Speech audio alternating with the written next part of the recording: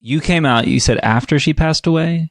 Yeah, so I didn't come out till she passed away when I was 24, and I didn't Okay. come out until she passed away when I was 23. I didn't come out till I was 25. Okay. Do you think was that because you were because of you working through that as you come out, or did you not want to tell your mom? Like, what do you think was?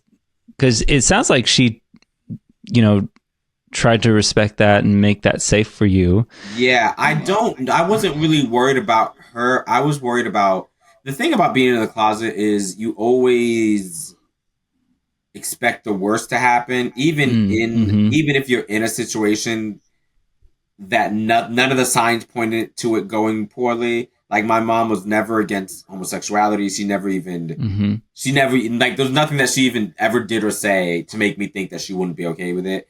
And like 80% of my friends were the same way. Like most of my friends, Mm. nothing about them were like they're anti-gay, they're gonna hate me. Yeah. Like nothing about them showed that. It's such a bad stigma to be gay, especially in the black community and especially in the Mm. 90s. Like I was born in 1990, so Yeah. especially like in the 90s in the South, everything about it is bad Yeah. and it's portrayed bad and it's portrayed like it's like the worst thing ever. So just didn't I didn't think I didn't think I was ever gonna come out. Like I was Oh, really? yeah, because I just didn't think it was gonna happen. I thought I was just gonna. For the longest time, I remember I talked about this on stage. I thought I was the only gay person. Like until I was like in high school, Oh, I'm like, wow. am I the only? And then I was like, oh snap, those other gay people. That's wild. Mm-hmm. But I really didn't think I was ever gonna come out, and I think the only reason why I came out was because of comedy. The only reason why I Mm. came out was because of comedy. I remember I was watching a comedian. I've told this story on a podcast before. I don't know if I've told her this before, but if she sees this, then she'll know. But there's a really funny comic named Carmen Morales. She lives in LA. She's one of my dear friends. I love her dearly. I have to call her later about something anyway. But a Hispanic chick lives in Orlando. She lives in LA now, but she came up. We came up around the same time, right? Like I started comedy in 2010. She probably started comedy in like 2007, 2008, like around like a few years before me. And I remember like it was yesterday, even though it was like 14 years ago or 10 years ago. I was at a Why Not Lounge, it's a comedy club that's closed down now in Orlando. And I remember watching Carmen, and I remember she was doing this joke about her dad. She had this joke. She had like a abusive kind of dad, but like she had like crazy stories about her dad, but they were really really funny. And she was killing, and she was doing this joke about her dad. I don't remember the joke, but I just remember it was like a very very personal, funny joke. Mm-hmm. And I just remember watching her set, and I remember thinking to myself, I think at the time I was like probably 23 or 24. So I was like about to come up, but I hadn't. And I was 24, about to turn 25. And I remember watching her set and thinking to myself, I could never be this funny because I'm not being honest. And she's Mm. being so honest about like the stuff that That's she had with her powerful. dad and the stuff with her family. Like she was being so honest about who she was as a person, and it was doing so well. And then I remember thinking to myself, well, I can never be that funny because I'm not that honest. Like I'm talking about surface level stuff. I'm talking about working at Burger King and working at the shoe store and this and that. Like nothing, none of my jokes at the time were really personal. I had jokes about my mom and like growing up poor, but like none of it were really, really personal. Mm. And I remember seeing that, and then like maybe a year later, I remember I was sitting at a comedy club. I used to work at the Orlando Improv. It's a Mm-hmm. comedy club in Orlando. I did like ticketing for them or whatever, and I was sitting in the ticketing booth, uh, typing something like sending out emails or whatever. And there was like this comedy page, the Orlando comedy community. It was like a huge page where all the Orlando comics would post into. And I remember I was like just sitting there, and at the time I had people like I had friends who knew I was gay, like my best friend, and like a few other people that knew I was gay, but like the public didn't know, and like comics didn't know, and like for the most part, I was still like in the closet, right? Like I was like peeking through, but I was still like in the closet. And I remember just sitting there, and there was this thread. I'll never forget. At this comic by the, I don't even think he does comedy anymore, but this guy Alex Luchin, really funny comic. I don't think he does anymore, but he had posted this thread in the group and it had a lot of comments on it. And it was a very personal thread. He was like, tell me something deep and personal about you. It was like, let's get to know each other, whatever. It was some very well written thread. And in the thread, people were just really opening up. Like people were saying this and that. It was just a very interesting thread. And I remember it was like 2 years after my mom passed. And I had a lot of feelings about, like, just a lot of anger, but also just like all these feelings about my sexuality and like that. And I remember I wrote this really long thing. I don't remember what it said, but it was very long. And I posted it and it got like 100 and something and then it was basically me coming out. Like at the very end of it, I'm like, oh yeah, I'm gay, blah, blah, blah, blah. And everyone was cool. Everyone was like, people were making jokes, but they're all like tasteful. Like it was a very just funny, but no one was like, oh my God, Akeem. Like everyone's like, yeah, that tracks. But that's the thing about coming out is like, you always imagine the worst. And that's why it takes people so long to do it. Even because that's what I was imagining. And my mom, like I said, was always very progressive and nothing about her alluded to being homophobic. And the same with most of my friends. None of them alluded to be homophobic. And it was still hard for me to come out.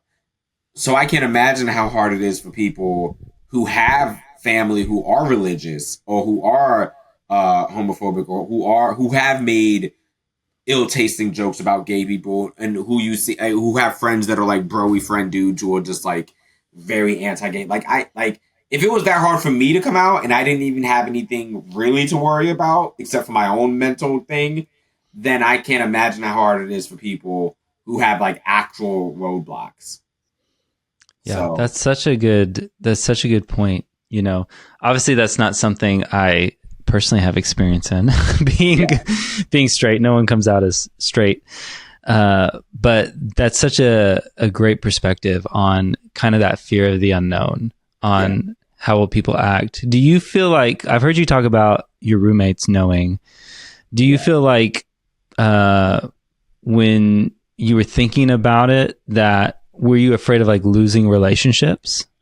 I was, but none of the fear was justified. It was all in my own head. Like, to the point, I have a joke about this, I talk about it on stage. My buddy Preacher, who's like super famous now because he was on America's Got Talent, he has like 900,000 followers on Instagram. Very famous now, but one of my best friends, I remember, I tell this joke when I open for him because it kills, because like they know him. But I remember he used to drive my car a lot because we both knew how to drive stick shift. And at the time we were both like ridiculously poor. So sometimes my car would have more gas, so he would drive my car or whatever. I was working at First Watch and he was working at another restaurant. And I remember one day I had lost my phone in his car. And we're in the car and I'm like, yo, Preacher, call my phone. I can't find it. And then he had like Siri or whatever. So he was like, okay, Siri, call We Know. Because my name was saved under We Know Us's phone. So he called me. My phone was under the seat. It rang. And we both busted out laughing. And I still didn't come out till like a year later. Like I still was in the closet for like another year. I didn't tell him. But he clearly knew I was gay because I was saved under his phone as We Know. And to this day, I'm still saved in his phone as We Know. That's like, great. So there was no like, I was worried about it, but none of the worries were like justified. They were just like my own insecurities about who I was and everything like that. But none of the worries were actually like sustainable. Everything was just me in my head, just being really, really terrified of like people knowing this thing. What would you say to people who are in that boat you were, where they haven't come out yet, they're thinking about it? Like, what would your encouragement to them be?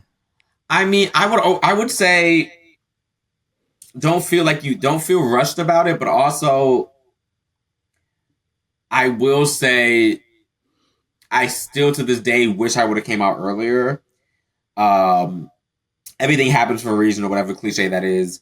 But I will say it's like the most freeing thing you can imagine, because like you don't realize how much of a burden it is until you're no longer carrying it.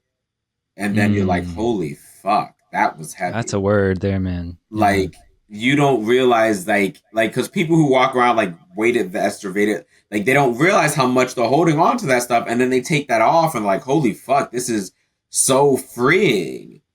And Mm-hmm. that's what I would say to people who are closeted or who haven't came out. It's like you don't realize how much that's really hindering your soul until it's no longer hindering your soul, and then you're like, holy fuck, I'm a whole happier, freer person. Because some people who are closeted, they're very miserable, they're unhappy, they're mean, they're hateful, they're just like they have all this, and they don't realize why they feel the way that they do, and it's like because you're living so unauthentically you, and it's not good for your health either. Like it's not good for your health to hold on to something that Mm. big and that like it's not good for anything. It's not good for your health. It's not good for and I will say a lot of times as people, we, especially as closeted people like that, we always expect the worst. Like we always think that the worst is going to happen. And a lot of times it's not nearly as bad as what you're thinking. Mm-hmm. Like, because even even for me, I thought it was going to be like, I thought it was going to be like a nightmare. I thought it was going to be like, oh my God, this is going to change. Like,